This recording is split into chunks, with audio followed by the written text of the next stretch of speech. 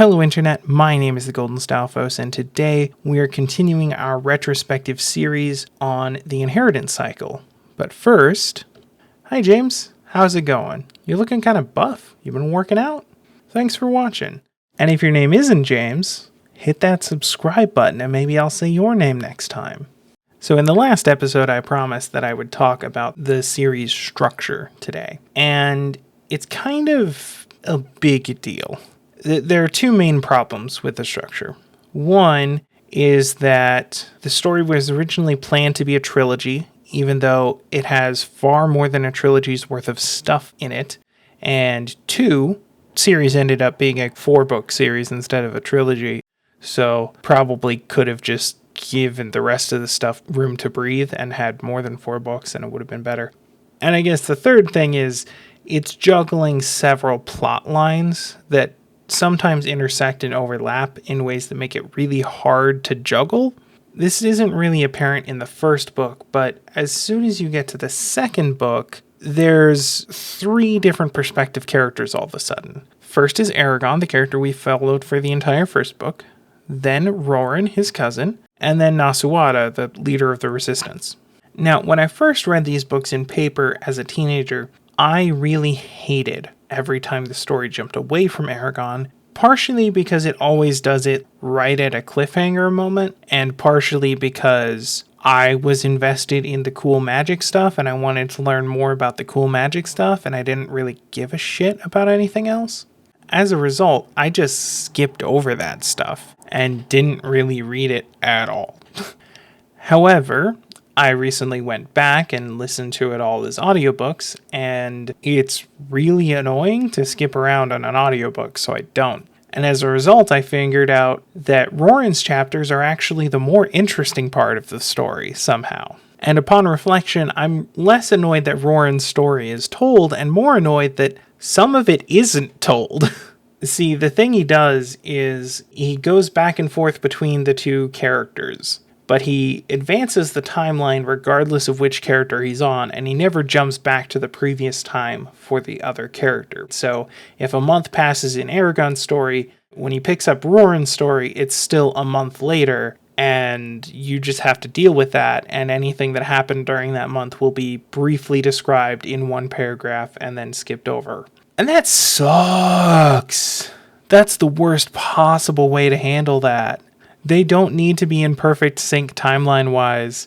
I just want to see the whole of what happened to Roran during his journey.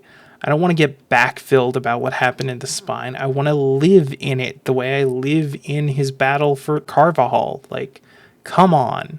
Also, you want to know the worst part about this?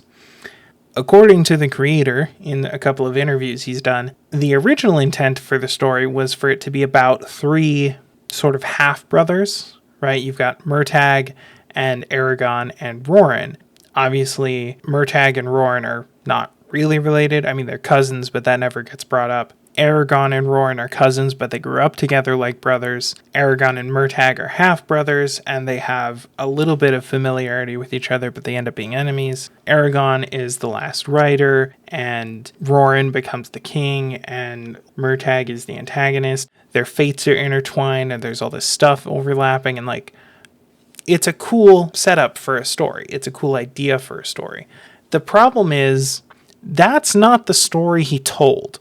Like at all. The story he told is the story of how Aragon defeats the evil empire and saves the world, and also kind of in the background the story of how his cousin takes over afterwards. And that's it. Like we don't get hardly anything of the story for Murtagh, and now if you actually wanted to tell this interwoven 3-man story, there's a couple of different ways to do it. The first and best way, but also most difficult and least likely to have actually been done, is to write a different series for each one, right? Book 1 of Aragon would happen exactly like it did. Book 2 would be the condensed elements of Book 2 and 3 for Aragon, taking out all of Roran's chapters so that Roran can have his own book. And then Book 3 would be everything that happens to Aragon in the 4th book.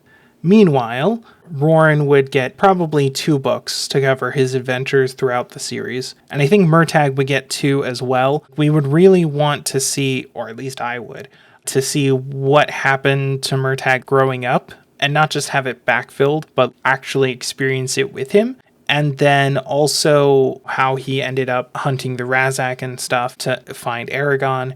And then also, we would want to see what happens to him while he's under Galbatorix's control in the intervals where we don't get to see him through Aragon, right? And all of that would probably take about 2 books to cover. Now, turning this already kind of bloated 4-book series into a 7-book series is unfeasible, especially since no one would have picked up the book about Aragon's cousin if it came out before the book about Aragon Part 2, right? If you made the Aragon story and then you were like, oh yeah, Roran shows up in the final battle with the whole of Carvajal behind him on a battleship, what's that about? Who knows? Read the book. Then people might read the book. But otherwise, if Roran's first book was released in between, then people would just be asking where the Aragon sequel was, and nobody would buy it. As a result, it would be really hard to get that published. So that probably wasn't feasible. Also, because of the way the storylines intersect with each other, it's kind of hard to not provide that stuff on the way to the intersection point, right? Like in the same book. Because if you don't, then it feels like it kind of comes out of nowhere. The second option, which is the second best and probably the most feasible, is from the very beginning of book 1, do mixed chapters, right? You do a couple of chapters with Aragon, you do a chapter with Roran, you do a chapter with Murtagh, you go back to Aragon for a couple, right? Because he's still the main character, even if all 3 of them are getting some coverage. So, you do like 2 for Aragon, 1 for Roran, 1 for Murtagh, and then do it again for the entire series, right? That would be a lot better structurally, because then there wouldn't be this sudden shift in the second book where all of a sudden you have perspective characters that you didn't have before, and it's just weird, and it kind of distracts from what people think of as the main plot. But then you still run into the issue of having weird gaps in between people's chapters and not being able to get a satisfying amount of each person's story. And so the third option, which fixes that last problem but doesn't deal with the timeline issue where you need to have stuff introduced before the overlap, is that you give each of them their own section in the book.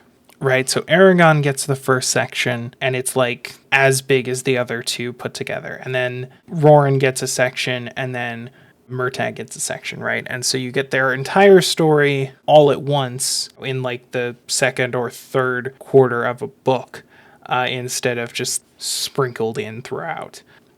None of these solutions are exactly perfect, but all of them are at least slightly better than the solution that he went with, which was just kind of introduce the other characters later on, but just kind of not too.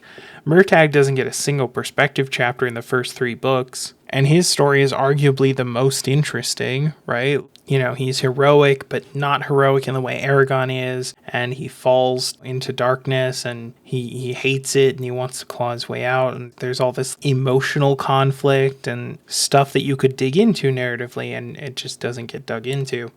As a result of the way this is handled, the sections where we get another character's perspective besides Aragon feel both like padding and like they're kind of underdeveloped and you wish they could be developed more. Honestly, I think Roran is a more interesting character than Aragon, just because he is a normal person in an abnormal world, and he succeeds anyway. In a lot of ways, the things he accomplishes are far more impressive than what Aragon does, but they still feel grounded and reasonable in a way that all of Aragon's magic stuff doesn't. And there's so much narrative, emotional depth to Murtagh that just wasn't explored the way it could have been. And so I think really any of those 3 options that give us the ability to focus on those other characters more and their stories more would have been better. I understand why they didn't happen that way, especially given the length of these projects and the way that deadlines work and stuff. I get it. It's disappointing. Well, let me know in the comments down below what you think about the story structure. Should it have been different? Should they have focused on the other characters more? Would you like to see something about those other characters? In any case, thank you all for watching. I'll see you in the next life. Laters. Hey, Endcard here. Be sure to like, comment, and subscribe.